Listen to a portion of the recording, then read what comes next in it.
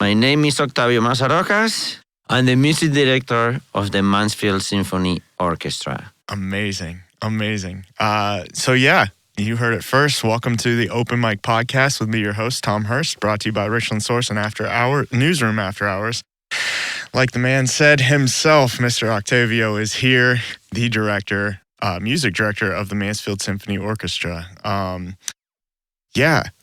I have so many questions, and I don't know exactly where to start. So I think best, what all actually is involved with being a music director for a symphony? Like what all goes on behind the scenes? That's a question that is just a lot of answers. So that's a very good question. Now that's it's actually a really good question. So just the music director of an orchestra, as it says, is the one who directs the music. So there are a few things that are involved with that. Is the person who is at the front of the orchestra and is actually directing the actual music. Okay. So the one who tells everybody what to do if you want, and just like move the hands around with the batons to just put everything, all the parts in the orchestra together. So just, in any giving concert, like from the smallest orchestra that we might have in here, from 40-something musicians to 80-something musicians. Wow. So each one of them are professional players and each of them have their own opinions and ways of doing things. So what you do, the music director, the conductor in this case, it is we make those opinions to be cohesive. So kind of like we take all those opinions and just make it one. So just we try to convince everyone there in the stage to just play together. Yeah. And sometimes it's we are successful, the conductor. Sometimes we are not. Yeah. Sometimes we are to just feed from the orchestra and say, well, what you're doing is really good, and gonna do that. Yeah, just keep rolling with it. Right, and there are rehearsals towards that. So just like we are like the ones who correct the mistakes that the orchestra is doing. Okay. Who says this tempo needs to go like this music needs to go like that, and things like that. Yeah. So that's the aspect of the music director that is just the most obvious. Yeah. Directing the music. It's like a conductor. Well, we are conductors. It's like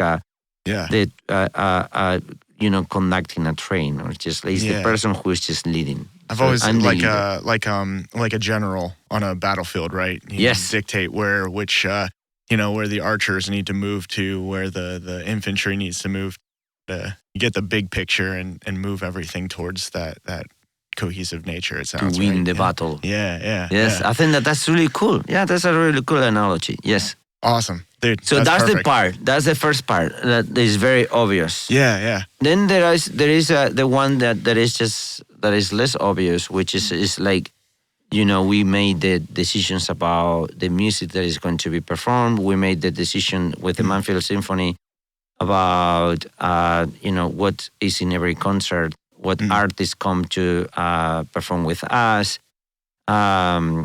To a certain degree, we just decide when those concerts are in this case, with the Renaissance. And the themes that we want to just program. We just made the decision of how to balance the entire season of all the programs that we're putting together, how they balance each other. Okay. What we want to just how we want to reach the community and so on and so forth. And of course, that's very easy to say, but there are tons of emails and meetings and things that go behind that, and just a lot of research and a lot of work behind the scenes to be, on the known of what is what's going on around.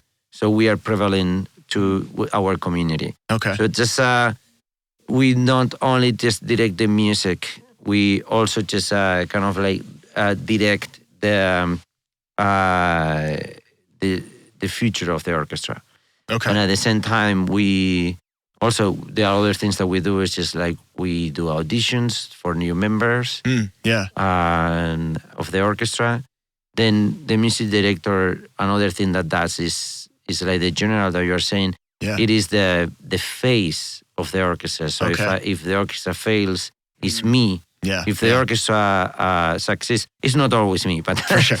like if there is one head that needs to be chopped, it's always the first one is gonna be the general one, right? Right.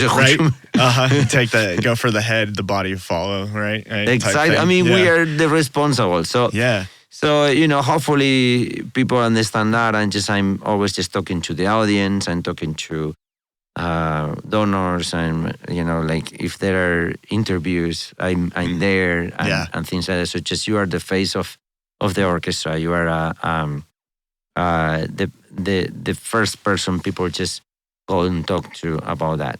And of course, there are so many other people involved that they do such a important work. And I delegate to them, or rather than, they do their thing that is related to the orchestra that I might not know, which is good. Yeah. And that is very important. It frees it up so that you can focus on the big picture things. And really in the vision. Yeah. Exactly. So that's what I do. That's amazing. Yeah. I think what's awesome is that I think you touched on every bulletin point that I want to ask about in that first question. So that's perfect. With the overall, going back to the idea of an overall vision for it, like leading towards that, obviously you picking which songs are played, which songs are performed, that starts with you then. And so you said, I didn't think about it like that, like this, but you talked about serving the community, right? What walk me through, like, what goes on in your head with what you're trying to accomplish and finding the music to fit that. It sounds like you do actually take in a lot of account what's going on in the community around the area. So I think that artists have the need of expressing themselves, but also they have the need of expressing what's around them. And I think that in my mind, that is just perhaps one of the most important things that we do. Is just an art that is meaningful. Yeah. So that has meaning to the people that is surrounding that art. Yeah. Art for the sake of art is also great. Just you do, you see a painting and if there is not if you don't know the background, you just see the painting, you just can admire the beauty of it, and that's really good, because even that, there is the meaning of, if you want, make our souls happy in one way or the other, but the art that is meaningful, art that just that says something. Yeah. Art that communicates with the community. I think that's very important. So, what we want to do is put art there that is gonna be meaningful to our community, and that is not. I mean, I'm talking about people in Mansfield. So it's always very hard because I don't know everybody in the community. I don't know what's important for everybody. But but you just follow the trends around what's going on in this community, what's going on in the country, the things that are right now prominent, and so you try to incorporate some of those things in the concerts. Sometimes it's very hard because it's always very hard. But when we do our programs, we do them hopefully way in advance. Yeah. And then we do the programs, the concerts, and so on, and then something happen, in the nation, around in the world. Yeah. And you don't know how to address that. So we take what we program, and there is always something in the music that we do that is prominent to the events that are going on in the world. Okay. So and like there have been so much unrest and so much going on in the country, and of course with inclusion, diversity, we try to do that. But at the same time, we want to make sure that the people that surround us feel a connection to the music. And I think that what they say that music is the universal language. Yeah. So what I take about that is just it's so universal because it's so private and unique, if you want. Like what something when I hear a piece of music, a song, whatever, it is, everybody can hear it, and it's so common, but at the same time, the meaning of that piece of music, that song, is also so personal to me. Maybe that's completely different to you. Yeah. And so I think that that's very incredible. That's something that is just so universal that can be also so private. And so I think that to me, if there is, when people come to the concert, and even if it is just for 1 minute in the concert, they feel moved, that they feel that we've done something, that it has put them away from everything that is going on in their lives, every problem that they might have, or worries, or pressures, or stress, or whatever it is. And even if it has been for 1 minute, we've not transformed, but just brought them to a moment of peace and joy. That's so such a privilege for us. It's a unique. Yeah. So I think that that's what we want to do. Just bring beauty to people that is going to be prominent for them. Something that is going to just, whether we are trying to just feed the art in one way or the other, what we do is just we give you the opportunity to just make with that art, with that music, something that is very important to you. Yeah. And so something that is very important to the community. So when someone comes to an orchestra concert, they have their lives, they have their day and days, but in one point we need to feel that I want them to feel that what we are doing is really unique to them. Yeah. Just reaching out and actually kind of partnering with whatever they're feeling or however their life is affecting them at that moment in time. Right. Feel. Exactly. That's amazing.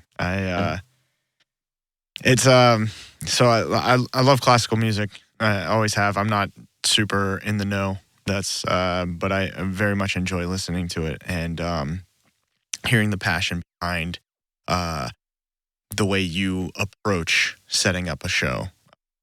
It's not something that I've really am used to, but it seems kind of a very big theme in the classical world of just the passion.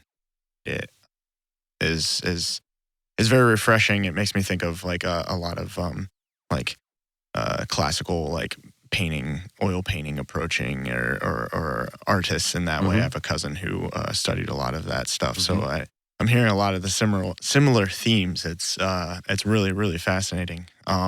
So with those with that goal in mind, for when you're planning out to do a show, so do you come up with a theme, a kind of overarching theme first, and then try and put songs to that theme? Or do you have songs that kind of hit you and then build a theme off of that? What's your kind of planning process? That is a very, very good question. So sometimes the theme is very obvious. And then when the theme is very obvious, that planning the concert is easier because you find the music that is going to match that plan. Sometimes the overarching theme or connection is very hidden, but still you see it, you find it. Yeah. And so it's very interesting how you connect.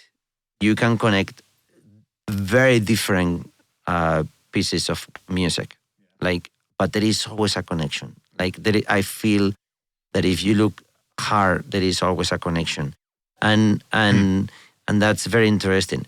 But yes, so to answer the question, I usually just come with a theme, and then I start just building from that, or maybe I come with a piece of music, a song that I really want to just the audience to experience, and then I come with a thing that is going to fall with that piece is going to fall on, and then I program the rest of the program, the rest of the concert on that theme. Like, some concerts are simpler than others, and sometimes and what we do with the symphony here, we have a kind of like a series of concerts. So some concerts are what they call masterworks, which are like more like classical oriented concerts, and the other series is what we call pops, and the pops are popular music, and the popular music is it could be very diverse. So now this weekend we have a pops concert, and this pops concert is so diverse. What we wanted to do was to feature artists from the community that are not necessarily part of the Renaissance. So we are featuring 3 artists, and each of these artists, there are singers. Each of the singers, they're gonna come and sing 2 songs each as a showcase. Yeah. And so these 2 songs, each one of these artists are picking up very different genres of songs. Like there is gonna be kind of like jazzy songs, jazz. There's gonna be pop, and there's gonna be also even rock. And so that's all that is together. Yeah. And so such a great idea, right? Yeah, so just, I love it. I love it. And so just with that, we wanted to do 2 things that is actually just the same thing. It's popular music, and that comes to the theme of the pops concert. So just we have these 3 artists, and something that is also musically very popular is also film music. So we are matching the songs with film music. Oh, that's cool. So we have these 6 songs that they're gonna be singing, and in between we will play music from very popular films such as Jurassic Park. We are gonna play Indiana Jones. We're gonna play E.T., extraterrestrial. Yeah. We played like the march from Superman, Oh, awesome. and things like that. And actually, that's just fun. there is the overarching idea is popular music. Yeah. And then there is another connection, which is the film music, and then even one other connection that is like almost all the film music in the program, except for one piece, is by John Williams, the composer John Williams. Yeah. And the one that is not related to John Williams is Star Trek, which is like the how do you say, the contract or the opposite of of Star Wars, right? So you just like, so it's just kind of like it's all related actually at the end. So just it's very funny. It's very fun to just you see how all this music just relates to each other. Yeah, so, yeah. That's really cool. I love it. Yeah, I'm. We had Jay Marina on. I had her on the podcast last couple weeks ago. Yeah, and she was telling me about this up and coming performance that she's going to be a part of, and such a fun idea. I really enjoy it. I mean, you can't having an entire orchestra behind you, right? To put forth that style of music, it's a beautiful marriage. So I'm going to hopefully make it. I'm planning on, as long as I'm back in town, I'm going to Columbus that day. As long as I'm back in town, I'm very excited to see it. We'd love to have you. It's gonna be a great concert. Yeah, I love it. So you have the master classes and you have the pop. So you have your theme come up with, and you have your songs that you're starting to build around that. What are the next steps to getting to actual show date from that point? Then, of course, we just we have the music, we get the music, the actual sheet music, and then our librarian send the music to the players, and then the musicians of the Mansfield Symphony are really good. They're very good professionals, so they prepare the music on their own, individually, their own individual parts. Okay, and then they might get. I mean, if sometimes things just get delayed for whatever reason, but they get the music hopefully 1 month before, at least, and then just they prepare it on their own terms whenever they can, whatever they need to just prepare the music. Yeah, and then a few days before the concert, we come together and we rehearse. Okay, and so all those individuals come together as an orchestra, and we finally rehearse. And just usually, if it is a masterworks concert, we have one more rehearsal. If it is just a pops concert, we usually just put together everything in about 2 rehearsals. Oh, wow. Like 2 hours and a half each of those rehearsals, and that's it. Wow. That's amazing. Yeah, it's a very quick turnaround. So just and then for the masterworks, it's just only 1 more rehearsal, and there's just 3 rehearsals and concert. That's amazing. So we just usually start 2 or 3 days before of the concert. On the day of the concert, we usually have a rehearsal on the same day. Yeah. So for this concert, this pops concert coming up, we rehearse Friday night, Saturday afternoon, and then Saturday evening is the concert. Really quick. Everything is just really quick. Yeah, that's way faster than I expected, actually. Yeah. I thought you were gonna say multiple weeks of practices all together, and that's no. Do you is that easier? Obviously, it's easier overall having everybody learn it on their own at their home. Obviously, I mean, this is your 3rd year, I believe, 4th year of actually with the Mansfield Symphony. This is my 5th year. 5th year? Okay.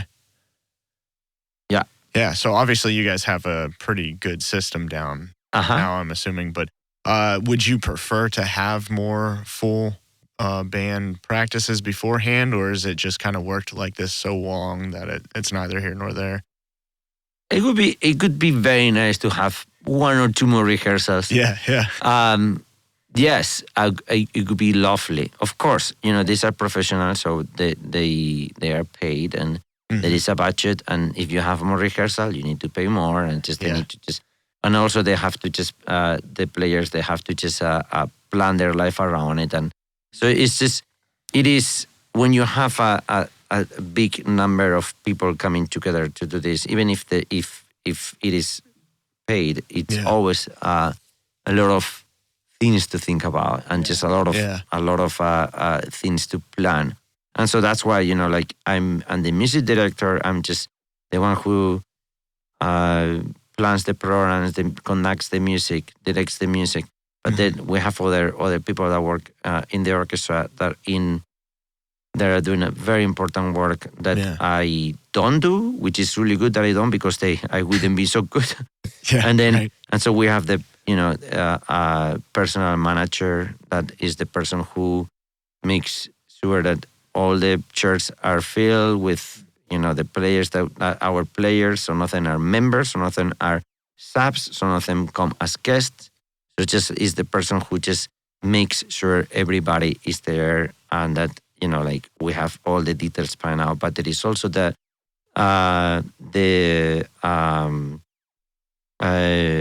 person who is just the logistics director, if you want. So it's just the one who just makes sure we have all the dates in place, that everybody knows when things are gonna be said, that the things that the person who makes the connections between the players and the organization and all that. And then we have also other people that is just the stage manager, who manage a group of a team to set up all the chairs, stands. And not only that, if we need lights like stand lights, or if there is just some lights that go with it with a concert, like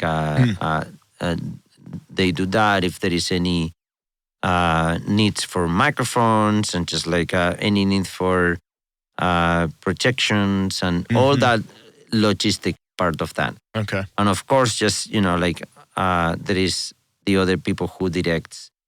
They are part of the rent. Like a very important person too is just the librarian, who is the one who just makes sure everybody gets parts and everybody just comes to the rehearsal and just has something to play. That is the one who, if we need to rent any materials, so not this music, you just need to rent. You just cannot just simply buy, like that.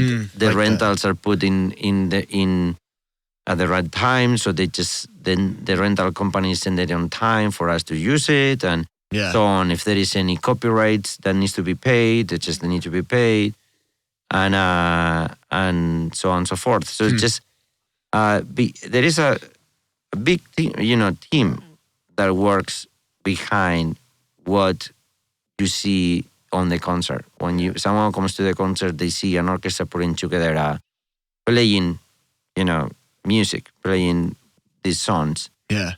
But there is so many details that go, behind the scenes to make that happen. Yeah. It's many, many details. Yeah, lots of small moving parts that make up.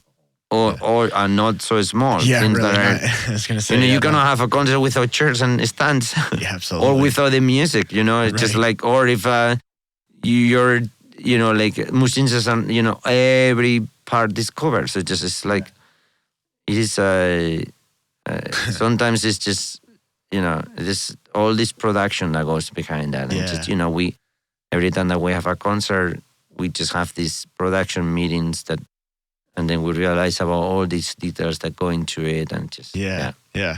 Huh, that's amazing.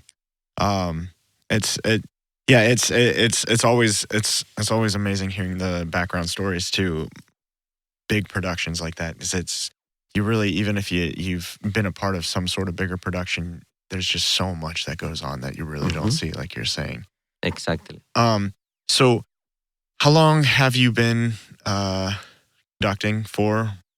What initially got you interested in that journey that you've been living? That is a very good question, actually. How long have I been conducting? Long time. So no, well, so this is a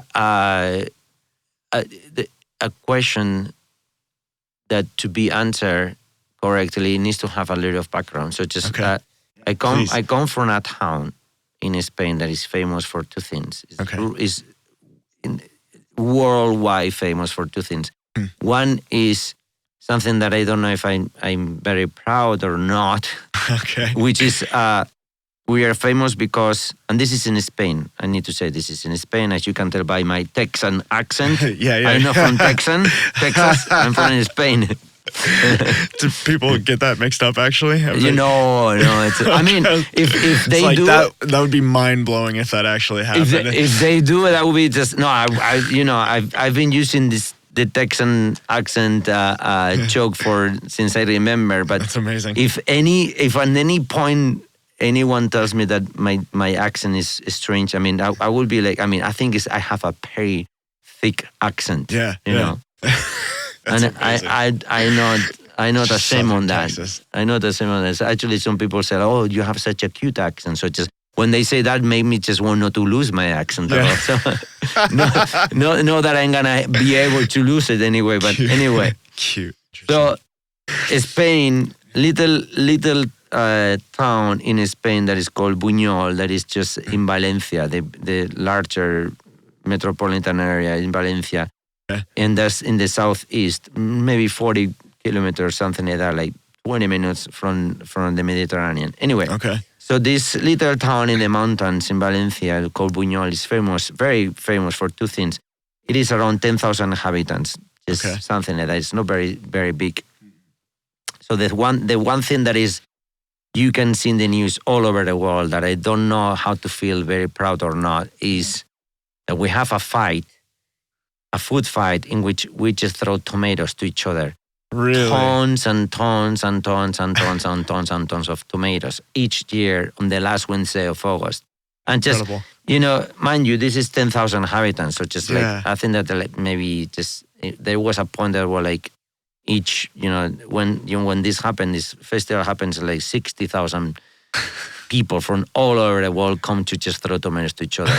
That was when it was free and there were no regulations. Now there are more regulations because, of course, it's just crazy. Yeah, And that's I think a lot of there's tomatoes. just maybe 40,000 people that just from all over the world. Wow. I mean, literally, you just see this in the BBC, you see this in just, in the New York Times, and you see this in all over the world, like my little town of Spain. That's where I am from. That's incredible. And just like buses, they go there. It's a touristic thing in Spain. You see, like when you things to do in Spain, and they just go on to this little town and fight with tomatoes. Yeah. That's where I'm from. Amazing. So and you know what they say, and I've done it many times when I was a kid. You know what they say about Times Square. If you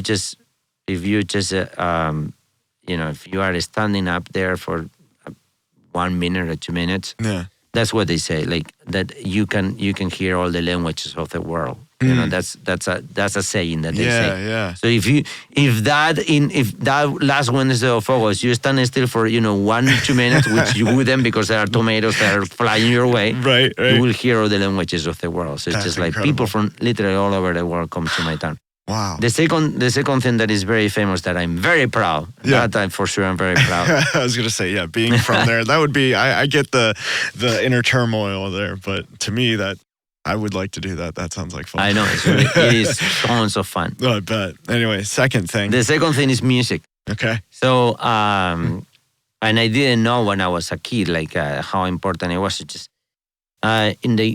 just happens that many years ago in the 1840s, something like that, there was one band. Okay. And probably when the town was like, I don't know, a few thousand, like 2,000-3,000, just anyway. And that band is split into two bands, and that each one of these two bands, and they became very competitive to each other. Okay. So much that people will just get into punches because of the bands. Wow. And so just like, it just happened, half of the town belongs to one band, the other half belongs to the other. So it's just like, this is like Montagny and Capulets, is that they fight. Just thinking the same thing. It's just they fight. I mean, and right now they have two huge music institutions that they have two huge bands, some of the best bands in the world. Yeah. Like when everybody's in each band, they have 160 players in each of these bands. Wow. Plus they have like youth orchestras, they have youth bands, they have theaters, they have their own movie theater, they have their own concert halls. It's just incredible. It's like having two Renaissance in a little town of 10,000. Wow. And they are so proud of that. So just when I was born, so I was saying, you asked me how I came to conducting, and I'm giving you the long answer. It's just when I was born, to me, I was going to be a musician. So every one of my friends play an instrument. They at least they started in music, and then a number of them became professional musicians. But to me, people wouldn't ask me what I was going to be when I grow up. They will ask me, what instrument are you going to play? What do you do with music when you grow up? So, it's a very amazing. Right. It's a very rural town. Yeah. And so, like in one point they realized, like, for all these years that they were competing, that they were really good. Yeah. And so they realized that they could have a career and just a life in music. Yeah. And so they start just like otherwise they will have to go, because the other thing that is big in there, they have a concrete factory. Okay. So they will have to go to the concrete factory to work on the land. And the other thing that they could do was music and become professional musicians. And of course, they will have to leave the town because there is not enough music shops in that town for all the professional musicians that are coming from that town. So just of course, uh, your parents, your family will want you to have a good life. So just the first immediate thing that will be in their minds will be music. Wow. So That's really crazy. And so that's amazing. My town, they have the best music teachers, the best music experiences. I mean, to me, when I was growing up, I thought that just playing an instrument was just what every kid did. Like it was like I'm sure. when you would get together with my friends and we will be playing the instruments, we will listen to music, but that was natural. That was like the things that we will be doing. And to me, it was just, I thought that in every single little town in Spain, the kids would do that, and then just you start going out and just, you grow up and you just realize that was very special. Yeah. And so just, of course, like I said before, like there are a lot of professional musicians that come from that town and they need to live and they go to all over Spain and now all over the world too. And so just you realize about it later and just like that coming from that town is just like you have a stamp, it's like you are from Buñol and just people already just know, okay, this guy is serious. This is a good musician. I mean, these people is from Buñol. It's kind of like, it's like, like I said, like if the Asterix and Obelix and you know that you are coming from that, town of the Asterix and Obelix, they're like the warriors, you don't mess up with them. Right. Just, we will go all over Spain like, oh, this guy is from Buñol, he's good. Yeah. And just like, and he has that. Lived it. So to me, music was going to be my life. Yeah. Conducting was not really part of until later. My father was, I think I disappointed my father so much because my father wanted me to play horn. Okay. And then I ended playing trumpet. And then that was the first disappointment. And then when I was 16, there was the high school, there was a band that was just really amazing. And the conductor one day, I think he got sick on the week of the concert, and just someone in the administration who didn't know what he was doing came and said to the band, the conductor is sick. Okay. Does anyone here wants to conduct? And of course, that was the week. And of course, I was a trumpet player, and trumpets, they say that they are like, how do you say the word? They are like very... like a chip on your shoulder type thing? They're like very snobby. Snobby, okay, yeah. They're like, and then, of course, I put my hand up, and I was just always making jokes. I think I was 16. Like, I'll do it. Yeah. And the guy, the administration, who always just, I was very naughty, probably, but he already knew me. So he said, you do it then. Perfect. Yeah. Yes. And then he left. And I was like, wow. It was a joke. Yeah. I don't know. You do it now. I'm sorry. You volunteered. And so I had to do it. So just someone give me a baton and a score and say, here. I said, but how you do this? I said, you do it. I don't know.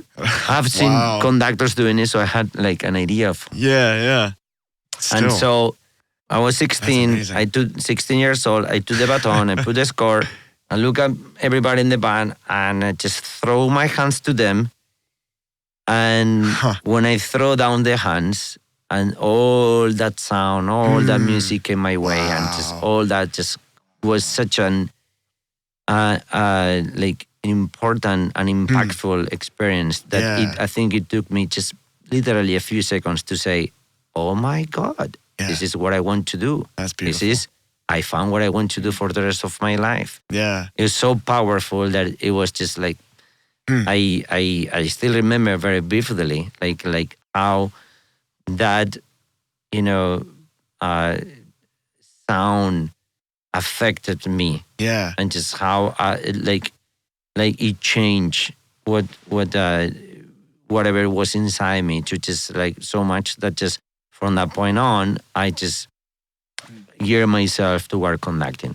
And just, the beginning was hard because of course I knew I wanted to do that, but I didn't know how to do it. Yeah. I didn't know where to study. I didn't know where to go to do it. I didn't know all the things that involved. So just, it took me a lot of perseverance to just figure out things and a lot of work. And then, until the end, I was just find the right way to do this. And just, there are no regrets. Yeah. It's just like, so I cool. think that it was serendipity. Like, is that how you say it? Serendipity? Yeah, serendipity. Yeah. Nice. That conductor got sick Yeah. that right. week.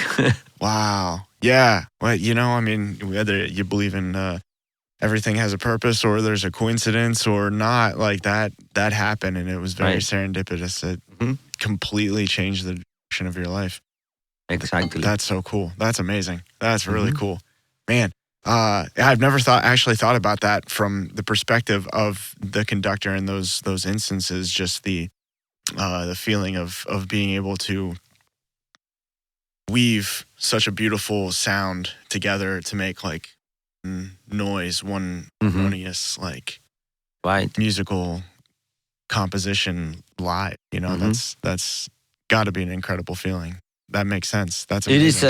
It is a very incredible feeling. It is it takes a lot of work to just, because what we do is, the conductor, the person who's in front of the orchestra does is very mysterious. It's really in a way there is a lot of mystery, and in a way it is so clear, because the part that is mysterious is like how with our hands we are making music. I mean, just like if you think about it, it is also very frustrating, because if you think about it, of the entire orchestra, I am the only person who actually is not producing sound. Yeah, right. You're like just playing a giant instrument, but not producing any sound. Exactly. Yeah. That's amazing. And at the same time, I am making the sound happen. Yeah. So it's just like, it is playing, when, if a trumpet blows into the instrument and vibrates the lips, and they do the sound. Yeah. If a percussion hits a drum, it makes a sound. Yeah. But I hit the air and they just react to me. Huh. So that's incredible.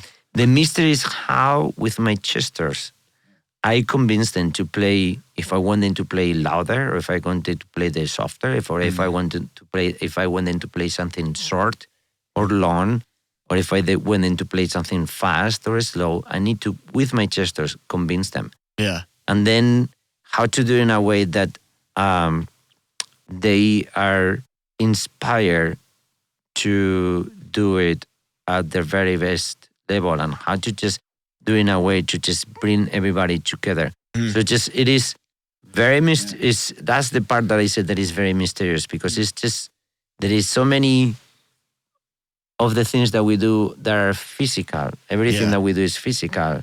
That is just with my gestures. And then also there is a lot of things that we do that is not physical, like even an eye contact. When you just look at someone and just look them in a specific way, and just they react to the music in that way.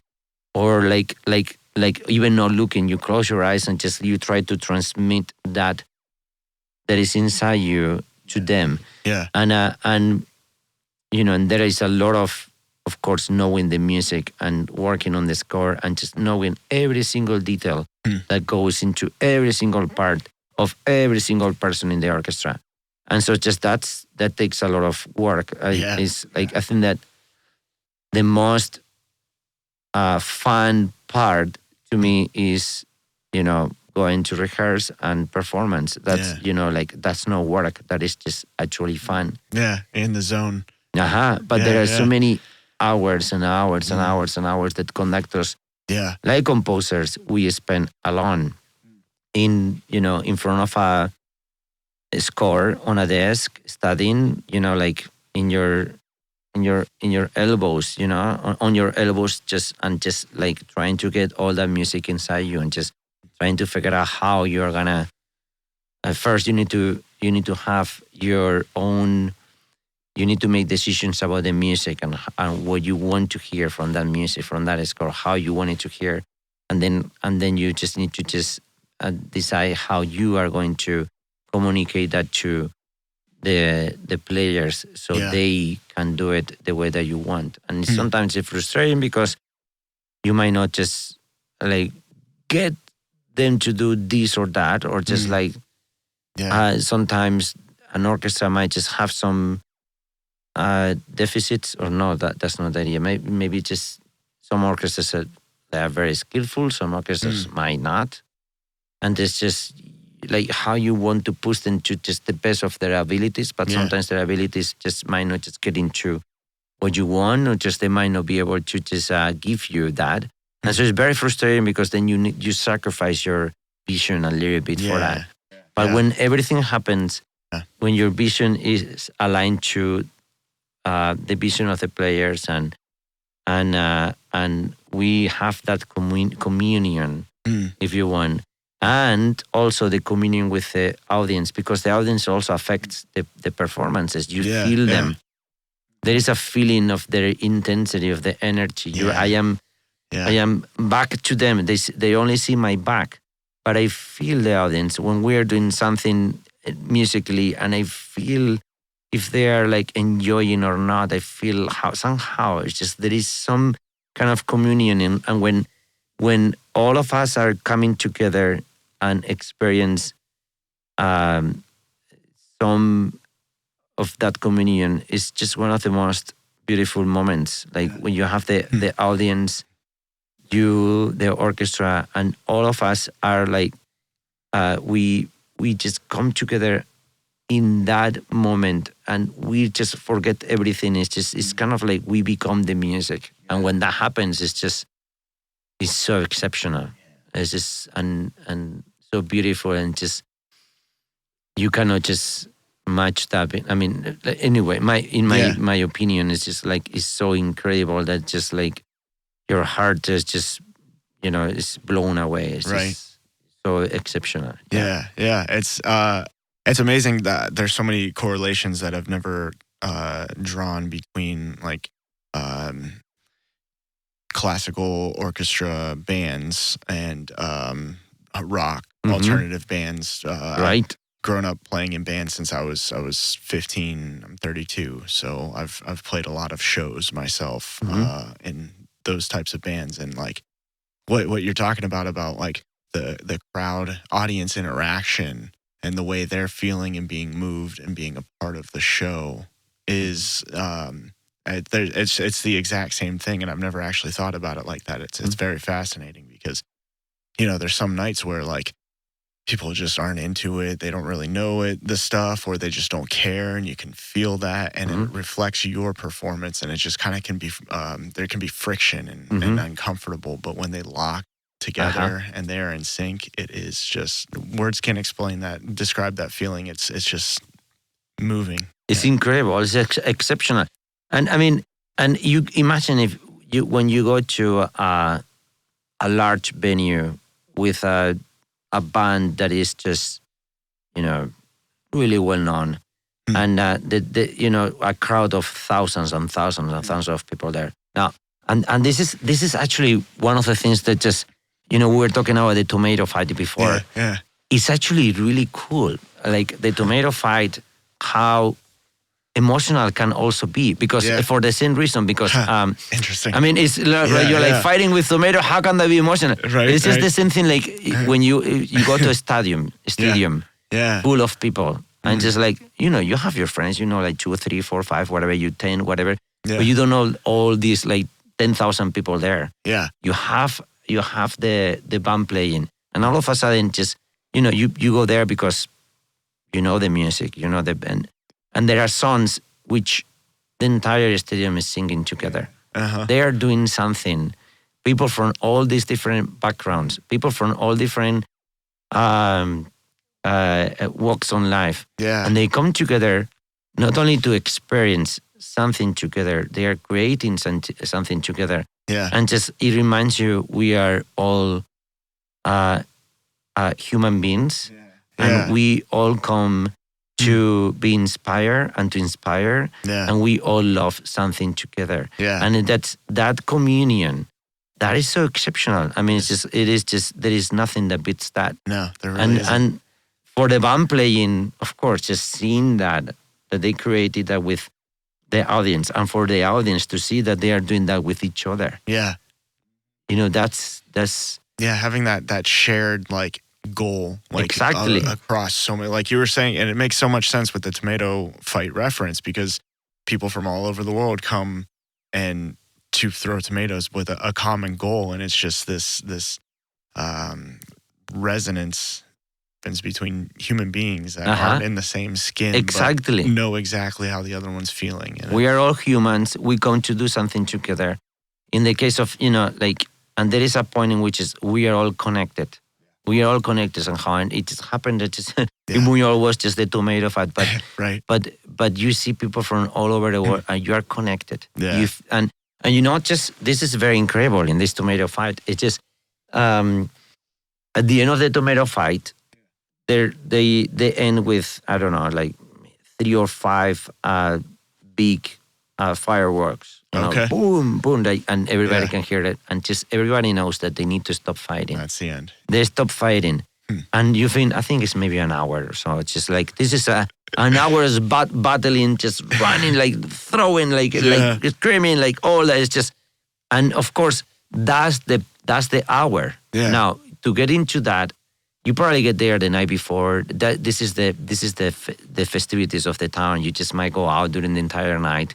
Even you drink, you just dance, you just do things. Even if you don't, if you come on the buses on the same day, let's say that this starts at 10, like you start getting there by, I don't know, 6, 7 in the morning. You start walking. You just need to your bus stops on the other part of the town. You just need to go there. You just have lunch, a snack which people give you. You are like talking to other people. Just by the time the thing is done, you've gone through so much, and you need to plan. You probably need to fly there. You just need to it's so much that people are just tired, exhausted, but they feel after the boom, boom, boom, boom that just stops the fight, that they've gone through something unique. Yeah, something that has been connecting them to others. Yeah, and then no one just throws a tomato. And just you feel people happy, and you feel people like they actually feel it. They feel, oh my God, we've been just all these human beings together doing something, and we can understand each other, and we can be together. And you know what? We are all good and being happy. We can do this. That's cool. And it's just and so that's you cool. feel like really emotional because how many times you come together to do something like that just bring us all together. Yeah. And that's it's important. Just like unfortunately, we have a lot of things that puts us apart. And in this world, there are a lot of things that are more distance, that make us being on the distance, if you want. Yeah. But these things, the concerts, is tomato fight, bring us together. Yeah. To create special, unique, even if they are bizarre, unique moments, an experience that is gonna stay with you for the rest of your life. Yeah. And so, I think that's really important. Extremely necessary. Extremely necessary. Especially, like you were saying, there's so many things that divide us that do pull us apart. But the loud, extravagant, or big moments where we can all actually agree and come together, it's life changing. It definitely is. I love it. So many questions about the tomato thing, but I want to continue. I want to keep it music focused, but I just have so many questions about it. That's so fascinating. So it's hilarious. But so you talked about a guy I work with. Actually, I was talking to him about this, and I was like, yeah, what kind of questions would you ask? We were brainstorming questions, and he was interested about the aspect of like you were saying, and you did touch on this about working with so many different musicians, so many different skill levels. Going into it, is there more micromanaging than people would actually expect with this? And also as well, when you're planning the shows, what music to play, is there are there certain levels of skill that you have so that you can work with, or is it do you try and more liberty with that? These are all very important, actually really, really good and important questions. So what I said before, the things that we just do, we are the ones who direct the music. And I say you have you look at someone and you might want to transmit that. There is an aspect of micromanaging that goes with this, because we are, just telling them everybody what to do. And there is also the aspect of not actually micromanaging, of actually letting people contribute and appreciate their contributions. And also sometimes you just take what they do and you think about it and you're like, you know what? This is better than what I thought. That's my idea. I'm going to take it. We're going to do that. Yeah. So you need to be humble in a certain way to be able to do that. It used to be that the conductors, this is the old-fashioned conductors, everybody thought they were like dictators. Okay. They will go to an orchestra and they will say, this is like this is like that, you are like that, you're like, and they will just, like, everything was like needed to be like the way that they needed to be, and just they will talk badly to the orchestra and things. Oh, wow. It was just the old-fashioned thing of doing things. Yeah, very harsh. I think that, conductors don't do that anymore. Just sometimes you find someone like that. But one of the things, to me anyway, that is very important is to understand that, and that's something that is very important to me, is it comes to one thing, is respect. And just that you respect the orchestra and that the orchestra respects you. Yeah. So you cannot just ask for respect if you don't give respect.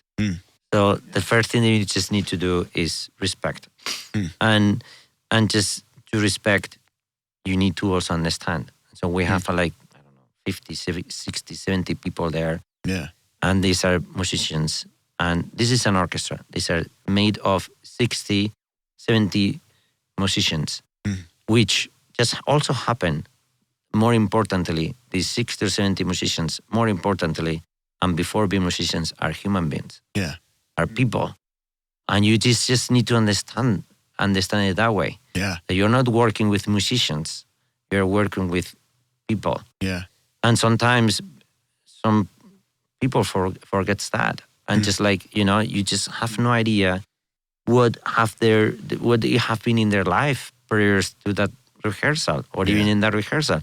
I don't know if someone in their family passed away. I don't know if they have a kid that is sick. I don't know if they're breaking up with their boyfriend, girlfriend, or whatever. I don't know if they're sick. Right. We don't know. So there might be things that are affecting them. And you need to understand that. They might be just glowing for something that is just really beautiful in their life right now. And you just need to understand that as well. Yeah. So there is an aspect of, if you want, psychology that conductors do. Trying to just read the orchestra, trying to understand and read very quickly the players. Yeah. And that's something that you constantly learn. Like at the very beginning, I was very bad about that. It just, I saw some of those dictators, conductors, in person and conducting, and I thought that had to be, until I realized, no, that doesn't work. To the point that right now, when someone says something to me, I believe that if someone in the orchestra, or just in life, brings something to your attention, that something is important enough that they took the time to tell you. Yeah. So the least that you can do is listen, respect, and trying to do something about it. You don't have to agree with everything that they tell you, but you need to respect that. And that's, like I said, that's in life too. Someone tells you something, very simple. If you're with your coworker and something like, don't leave your coffee mug in here. Can you just don't do it? Yeah. I'm pretty sure that that's very important for them. Yeah. It's just really important for them to just have that space clean for it, and just who are you not to respect that? Right. If you can respect it, I'm sure before the person told you that, it was just they were waiting and just until at the end they told you, and so that's important for them. And who are you to just tell whatever? If someone tells you, the first thing that I do is just thinking, yes, this is important for them. Everything, and just and so just and trying to you try to just figure out the orchestra. Yeah. You just work on, you see them and just try to just make them comfortable, and then is the point of equally the same as the audience. You don't know what's in their lives at that point before a concert. Mm-hmm.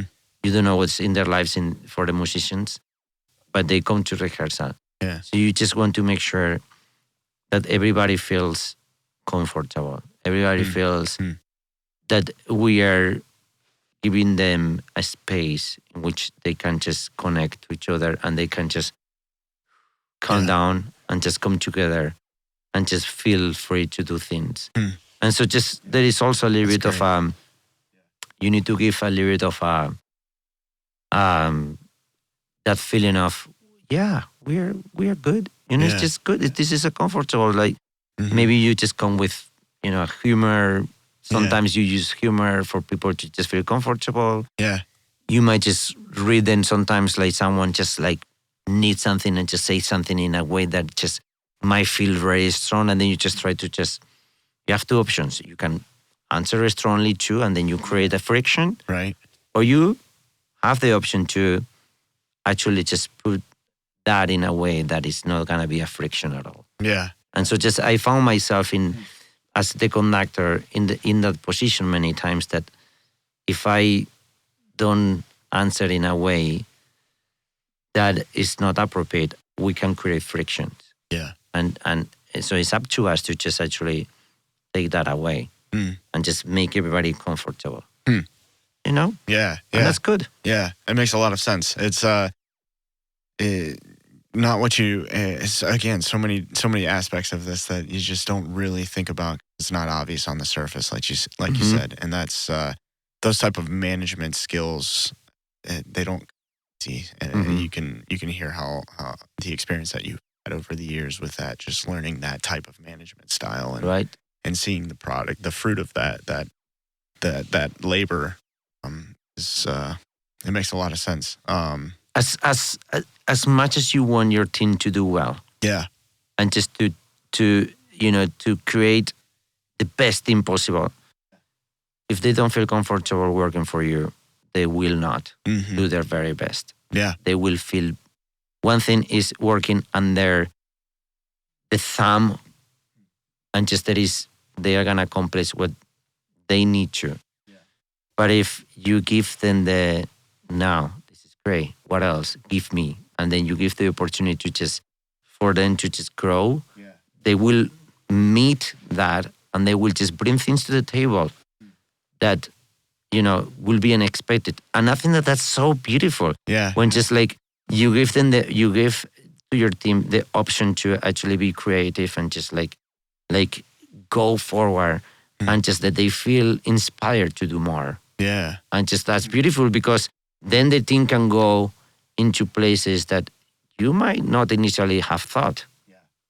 And Absolutely. just it might be much better than what you initially thought. Absolutely. You know? Yeah.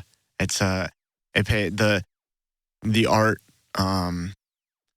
flourishes and shines better when you are below and let people actually speak into your.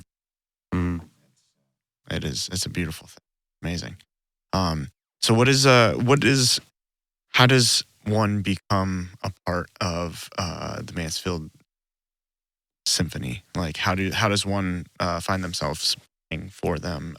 What is it? Is there kind of a test, for lack of a better? There is an audition process. So the audition was the word that was escaping me there, but yeah, it's the same audition test. It's kind of like the same. We actually we have a few openings now, and then this at the end of this week we have some auditions. Oh, nice. So we when auditions come during this in the years, we made the auditions public. Okay. We send it to usually we send it to schools of music around in the area in Ohio, because we have people coming from hours away. People, some locals too, but we have also just people from Cleveland, from other places around. We even have someone coming from New York. That he likes playing with us so much that he always comes from New York to play. That's with awesome. us. That's so cool. That's very cool. Yeah, that's really cool. I love that. So we open the auditions, and then we will get together with a committee, and we are gonna do that. Blind auditions is called blind auditions, in which I don't see the person who's playing. Oh, okay. We hear them, but we don't see them. Okay. And then if we like what they do, we just hire them, and just like usually they have a trial period in which I don't remember if it was 1 or 2 years, in which they're members of the orchestra, but on a trial situation in which if they do well, they will become members, and that's how they do. And the blind audition thing is maybe a little strange. It's a little strange, but it's a little bit. I want to measure to explain this. We call them blind auditions because we don't see the people who just don't see. Yeah. So usually there is a screen there, so there is the player, the person auditioning, and behind the screen the jury is there. Yeah. It's kind of like if it would be a American Talent or something like that, but you wouldn't see the person. Nobody sees it. Yeah. So and there is a few reasons why we do that, because it's first of all, for their own. I don't remember what it's called but the way that people look shouldn't affect your results. Yeah, strictly on the merit of their playing, musical playing, and that's it. Exactly. It makes perfect sense. It really does. That's what it is. And actually, this is a very small world, and just we know each other, so we just know people. For sure, that makes sense. So we don't want to we want to make sure that we don't know who is playing. The person, not only how they look, what they are, but also who they are. We might actually know them, so there shouldn't be any favors. Favoritism. Yeah, favoritism or nepotism. Yeah. Nepotism, favoritism, things, exactly. Yeah. So it's just based on their merits. Okay. Because, over the years, we have had people come in and play in the orchestra, subbing, playing eventual concerts here and there, and they might now audition. And so we want to make sure that we don't dismiss, or we give them the positions because just we know them. So it's protecting the final candidate and protecting ourselves too, because we might make mistakes about that. So it's just it's being fair, trying to be fair for everybody. Yeah. It keeps the art it keeps the integrity of the art intact. Yes. Right. So if it would be in other genres, if you want to know the art, it's about the painting, not the painter. Yeah. So the painting is, or their work is what's gonna be important, not the name. Yeah. That's amazing. I love it. Okay. So what positions are open audition wise that you guys will be? We have a couple of violin openings. We have a trumpet opening, a horn opening, a trombone, and a harp. And I think that's it. Nice. Okay. Quite a few variety there. Yeah, we have a few openings. Yeah. Amazing. I played tuba in middle school and a couple of years in school, and so it's nice. Yeah, I was just pick up one. I'll come audition next time there's a tuba opening for you guys. Okay. Yeah, we'll so see how do you come to play tuba? Well, I wanted to join band, and I really don't actually remember what it was. It just kind of, I think it was more just like joke myself to myself, like, I'll try tuba. Why not? Like It's a big instrument. yeah, right. Just kind of stuck with it. It was great. I enjoyed it. For the audience, he is very big guy. So Yeah. Right? It matched perfectly. Uh-huh. How many instruments do you know how to actually play? I'm assuming I know conductors typically to know at least the general amounts of I the play one basics. instrument right now. I play the orchestra. Yeah. The orchestra is my instrument. Perfect.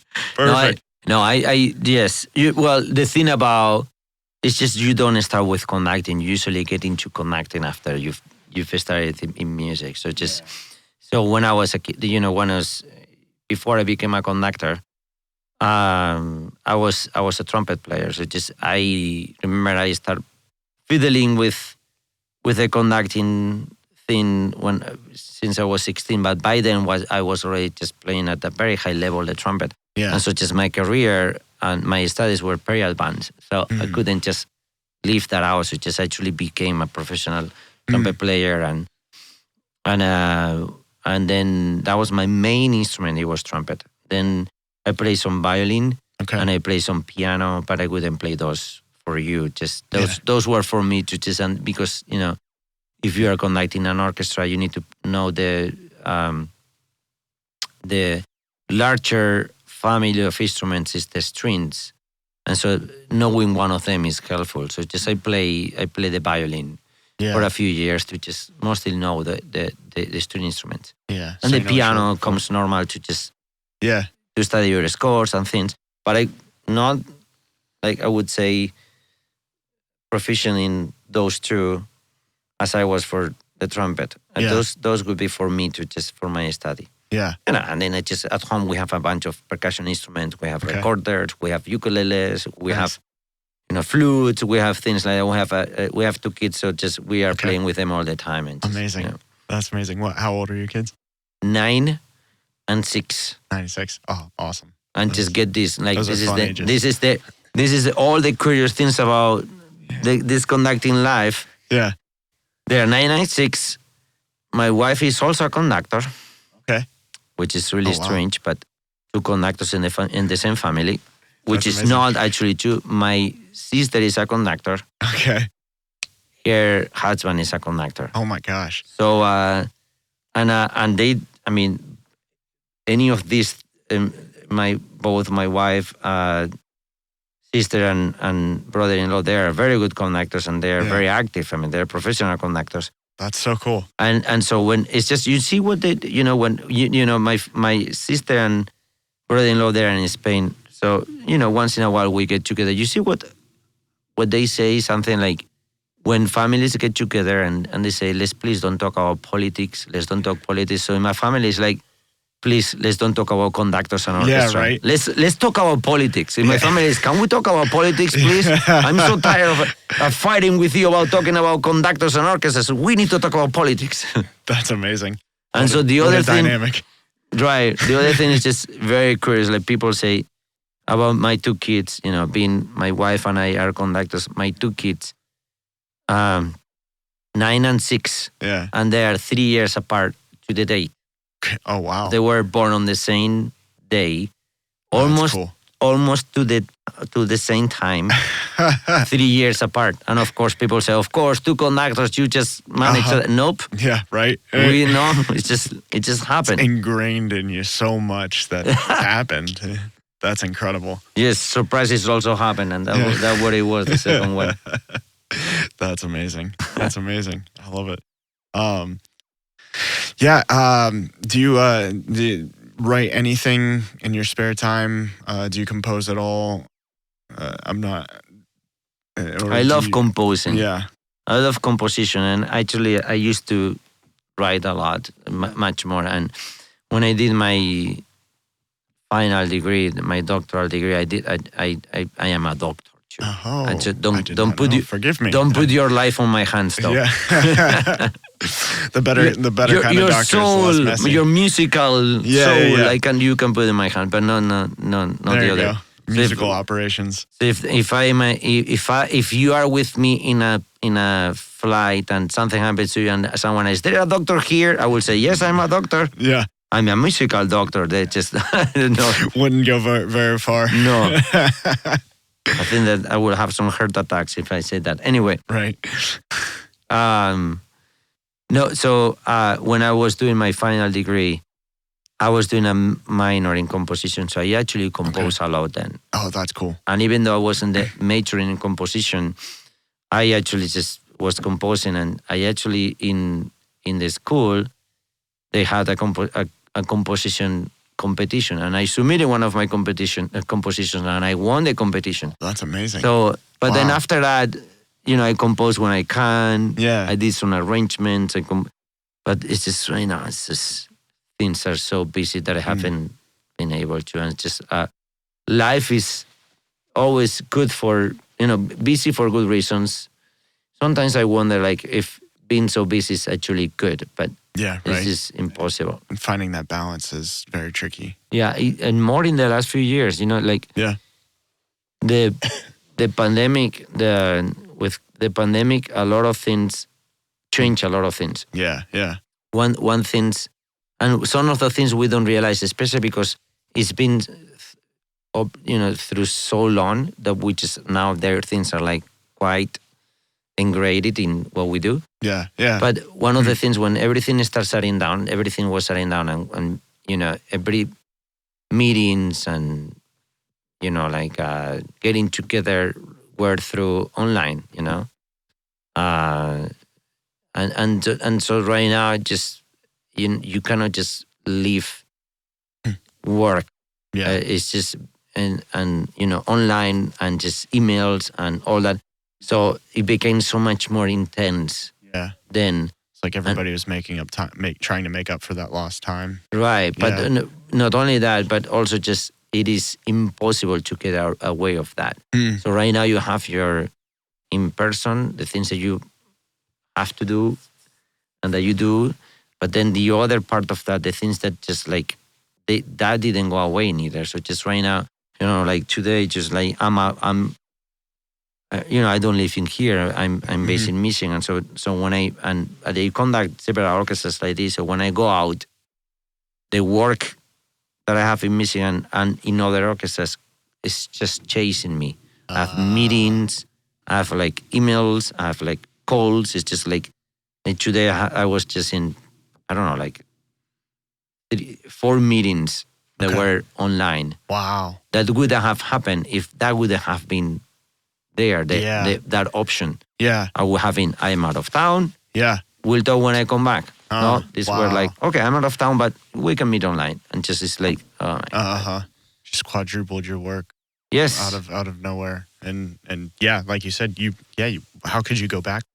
They're used to that now. Why would they change back to the way it was if they can get you at any point in time on a video? It's so easy to just get hold of people right now. And just it's so easy. I think right now we're in a situation that is very easy to work and not to stop. It's very easy to. Interesting.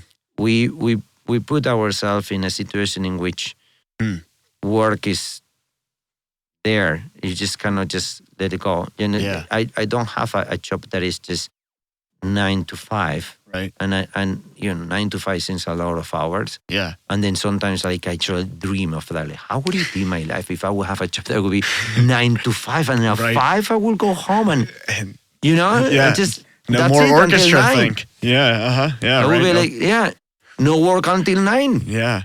I would be sometimes I wonder. With yourself. I'm sure. Yeah, it's almost like you own your own business, like you're running your own business, really. I mean, in the sense of all of the different moving parts that you've described as already. I mean, you don't ever put that down. You don't. Right. Yeah. Mm-hmm. That's amazing. Right. I think that's all of us right now. It's just it's very. Yeah, you're right. It's created this constant work mindset as opposed to the way it was before, where a lot of people that balance a lot more managed, right? Yeah, right. I'm very bad balance in that personally. So Well, I get it. I mean, but when you're doing something that you love so much, that it's difficult not to continue focusing on that and driving that ball. Exactly. But oh my God, going to orchestra to me is just not a chord. Just like when I make music with other people, to me it's just playing. It's like I'm a kid in a playground. Right. Every time that I go there, it's so much fun. I have so much fun. It's just like I love that part of my work. If it could be only that would be just making beauty with others. Is so.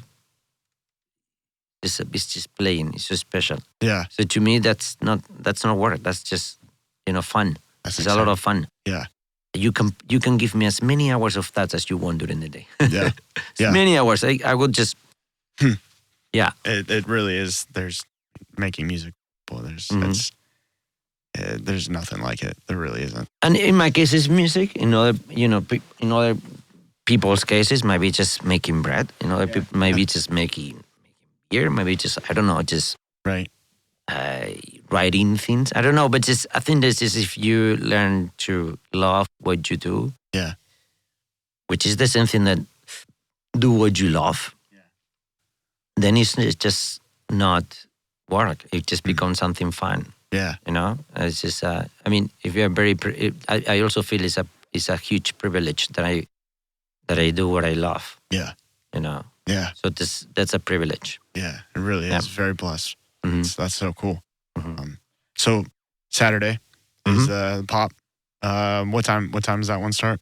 This one starts a little bit earlier, 7:30 p.m. Okay. And in the Renaissance, 7:30 p.m. is gonna be a very fun concert with film music and with featuring 3 artists from the community singing very diverse songs and with the Mansfield Symphony. And just there will be some projections and there will be some things. It's so fun. It's just it's gonna be a lot of fun. I'm very excited for it. I'm really going. My goal is to make it back in town now. Absolutely for sure. It's special. I mean, so many different parts going into it. I'm very excited. I recommend, if I may, next time you do a pop style, if ever on maybe a smaller scale, this band, a local band, they're called Afronauts. Okay. AFRXNTS. Are they? Is this your band? No, not my band. Friend of mine's. Local? Yeah, local. They're like jazz, hip hop, experimental fusion. It's all family members. They're incredible. I think it would be fantastic to hear them with a symphony behind them. So that's fantastic. That's my little. I need to just check them out. So actually, we have 3 artists. We didn't have time to do 6 as we expected, but the other 3 will be next year. And we hope to just be be featuring more artists. So that's really good that you mentioned that. It would be. I think it would be really interesting if you were able to do like local originals, had some local bands and do. And that's what we want to do. Yeah. Oh, yes. That's so sick. So that's so exciting. Because that's so exciting. One thing that we did with this concert that we're doing on Saturday is originally we've done before, we had like kind of like a talent show. Like it was just kind of like competition, which we've done before in the past. And so we invited like something from, I don't remember, 5 to 6 singers, finalists in the past. Yeah. And so they came, each of them, they had a song, and these were local artists like from the region, but people who I don't know if they not necessarily do that for living. Some of them they did, but it was open to everybody. Yeah. So there was a competition. They sang, and then the audience voted. Okay. And then just at the end of the evening, we counted the votes, and there was a winner.